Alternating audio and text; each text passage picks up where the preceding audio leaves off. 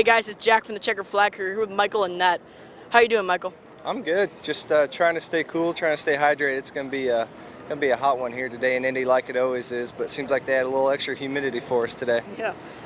So you used to play hockey, AAA. How has hockey playing at such a high level helped your racing?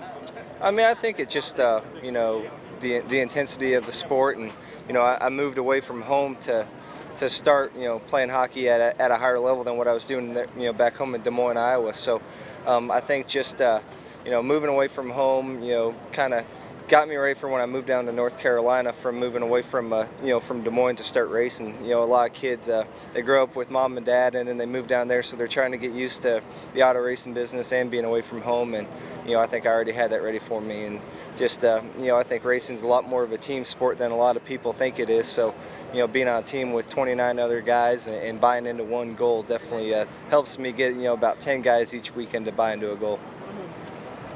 What made you want to quit hockey and start racing?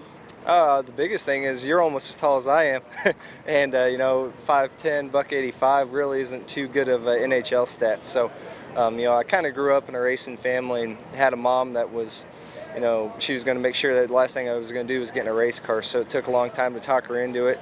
Until I got to about 18, finally did. So, just at that point, I was either going to go play college and probably get a regular job, or I had a chance to get in a race car, and 10 years later we're in the Cup Series. Do you think you could have made it to the NHL?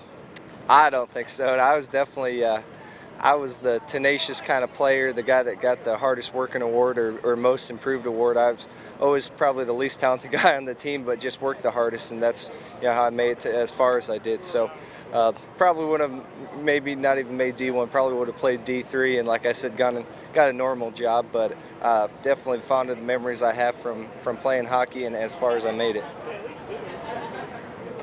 What point in your racing career did you feel like you made it?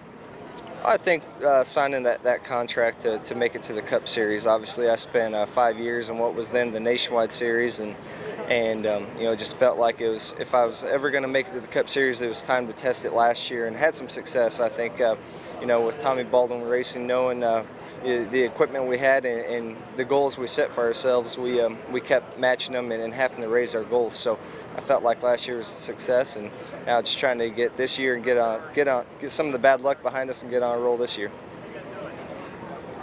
What was the hardest part of making it here? I think it's just the competition. I mean, there's 42 other guys on that racetrack that all made it here for a reason, because they're definitely qualified and have the skills. So just each pass you make is way harder than any pass I ever had to make in the Xfinity Series. So definitely competition is huge, and just the schedule, and being at the racetrack three days a week, and then you come to Sunday and running the longest race you probably ever ran in conditions like this. I've heard you like boating. What do you like to do about boating? Do you like riding around? Do you do any water sports? I used to, and then I broke my sternum a few years back, and kind of took I loved to use the tube, but bouncing around on my chest probably isn't the greatest idea anymore. So I like to get a bunch of friends on the boat, take it somewhere, throw the anchor, and float around all day. How often do you go cycling? Because we've heard that you like to do cycling. Yeah, not as much as I'd like to, just because I don't like to go cycling unless there's a group of us. You get so many people out there texting on their phones, not paying attention. It's good to be in a big group. Hopefully they'll see that better. So whenever I can get a group of friends together that enjoy it as much as I do, we try to get out there. You ever go biking with any of the racers?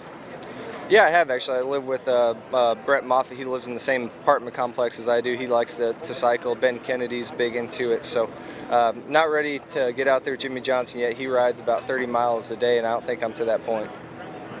Now we're going to do a segment called Would You Rather. As part of the segment, I will give you two options to choose from. You have to choose the first one or the second one. Would you rather have your face on the head side of the U.S. nickel or your car on the tail side? I think I'd like to have my face out there because we change cars so often. Would you rather have visible fingerprints on everything you touch or leave visible footprints everywhere you walk? I would say footprints. I think you could burn your fingerprints off if you had to later on. Would you rather have your most embarrassing picture posted on 100 billboards or the most embarrassing thing you ever said as a popular ringtone?